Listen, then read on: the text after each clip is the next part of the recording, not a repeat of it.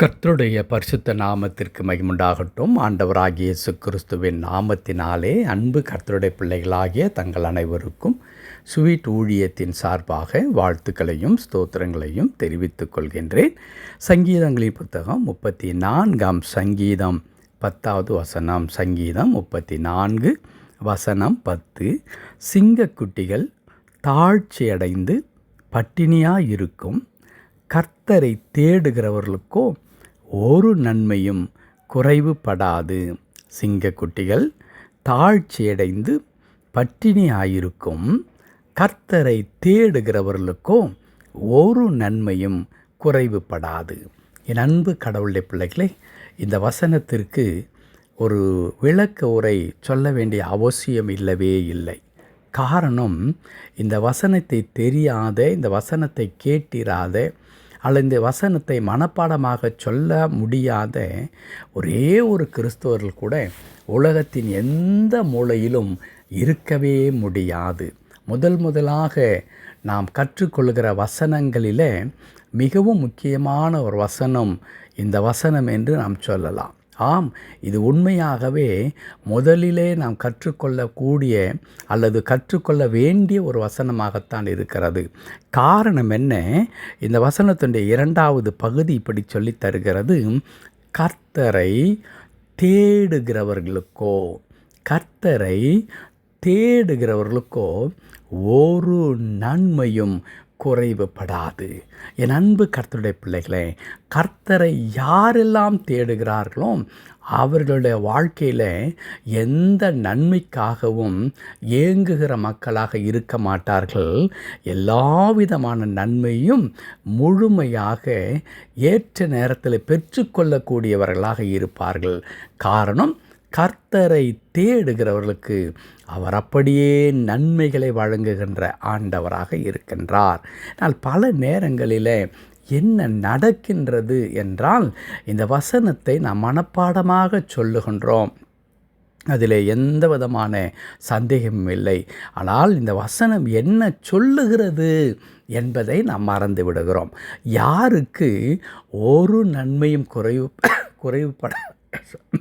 குறைவுபடாது என்று எழுதியிருக்கிறது என்றால், கர்த்தரை யார் ஒருவர் தேடுகிறாரோ அவருடைய வாழ்க்கையில் எந்த ஒரு நன்மையும் குறைவுபடாது. இன்றைக்கு கடவுளுடைய பிள்ளைகள் அநேக நேரத்தில் நாம் என்ன செய்கிறவர்களாக இருக்கிறோம் என்றால், நாம் முதலாவது முந்தி அடித்துக்கொண்டு நாம் பணிகளையும் காரியங்களையும் செய்துவிட்டு கடவுளத்திலிருந்து சொல்லுகிறோம், ஆண்டவரே, நான் இதை செய்திருக்கின்றேன், இந்த காரியம் எனக்கு அனுகூலமாகும்படி நீர் எனக்கு உதவி செய்யும் என்று சொல்லி. இங்கே தான் கடவுளுடைய பிள்ளைகள் ஒரு மாபெரும் தவறை செய்கின்றவர்களாக இருக்கிறார்கள். ஒவ்வொன்றையும் செய்வதற்கு முன்பதாக நாம் கடவுளுடைய கரத்தில் நாம் அர்ப்பணித்து நாம் செபித்து விட்டு நாம் செய்யும் பொழுது என்ன நடக்கும் என்றால், அனைத்தையும் கடவுள் பொறுப்பெடுத்துக்கொண்டு அவற்றை மிகவும் நேர்த்தியானதாக சிறப்பானதாக கடவுள் மாற்றி தருகிறவராக இருக்கின்றார். ஆனால் அதை நாம் செய்வதை விட்டு முதலாவது நம்மை நிறுத்தி நாம் நம்முடைய சுய முயற்சியில், நம்முடைய பலத்தில் எனக்கு எல்லாமே தெரியும், நான் சரியாய் செய்து விடுவேன் என்கிறதான அதீதமான சுய பலத்தின் மேல் சார்ந்தவர்களாக காரியங்களை செய்துவிட்டு பிறகு ஆண்டவரே என்று கேட்கின்றோம்.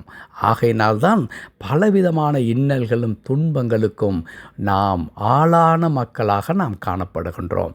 அன்பு கர்த்தருடைய பிள்ளைகளே, வேதம் என்ன சொல்லுகிறது? கர்த்தரை தேடுகிறவர்களுக்கோ, யாரெல்லாம் கர்த்தரை தேடுகிறார்களோ அவர்களுடைய வாழ்க்கையில் ஒரு நன்மையும் குறைவுபடாது. அப்படியானால் முதலாவது நாம் கர்த்தரை தேடுகிற மக்களாக நாம் இருக்க வேண்டும். புதிய ஏற்பாட்டில் நம்முடைய ஆண்டவராகிய இயேசு கிறிஸ்துவும் அதை தானே நமக்கு சொல்லிவிட்டு போயிருக்கிறார். முதலாவது நீங்கள் கடவுளுடைய ராஜ்யத்தை தேடுங்கள், அவருடைய நீதியை தேடுங்கள், அப்பொழுது இவைகளெல்லாம் உங்களுக்கு கூட கொடுக்கப்படும் என்று சொல்லியிருக்கிறார். இன்றைக்கு இந்த உலகத்தில் நமக்கு தேவையான எந்த அடிப்படை தேவைகளாக இருந்தாலும், அது உணவாக இருந்தாலும், உடையாக இருந்தாலும், அது இருப்பிடமாக இருந்தாலும், சமாதானமாக இருந்தாலும், சந்தோஷமாக இருந்தாலும், நாம் கடவுளை முதலிலே நாம் தேடி செல்லும் பொழுது ஆண்டவர் இவை அனைத்தும் நமக்கு ஒரு குறைவின்றி கிடைக்கும்படி கடவுள் நமக்கு உதவி செய்கின்றார். என் அன்பு கர்த்தருடைய பிள்ளைகளை தேவனுடைய கரத்தில் தாழ்த்தி அர்ப்பணித்து சொல்லுங்கள், எந்த காரியத்திலும் முதலாவது நான் உம்மை தேடுகிற மகளாக நான் இருப்பேன் ஆண்டவரே என்று சொல்லுங்கள். கர்த்தரை தேடி அவருடைய திருக்கரத்தில் அர்ப்பணித்து விட்டு நீங்கள் உங்களுடைய பங்கை செய்யும் பொழுது கடவுள் அதை ஆசீர்வதிக்கிறவராக இருக்கிறார். அப்பொழுது உங்கள் வாழ்க்கையில் நீங்கள் எதிர்பார்க்கிற எந்த நன்மையும் குறையவே குறையாது. அது மாத்திரமல்ல, நீங்கள் ஏற்ற நேரத்தில் அதின் காலத்தில் நேர்த்தியாய் கடவுளால் ஆசீர்வதிக்கப்படுவீர்கள். ஆம் அன்பு கர்த்தருடைய பிள்ளைகளே, சிங்க குட்டிகள் தாழ்ச்சி அடைந்து பட்டினியாயிருக்கும். கர்த்தரை தேடுகிறவர்களுக்கோ ஒரு நன்மையும் குறையாது. கர்த்தர் தாமே அவரை தேடுகிற மக்களாகி உங்களுடைய வாழ்க்கையில் எந்த விதமான நன்மையும் குறையாமல் நிறைவாகவும் நிரம்பி வழியும்படியாக உங்களை ஆசீர்வதித்து தொடர்ந்து பொறுப்பெடுத்துக் கொள்வாராக. ஆமென், ஆமென்.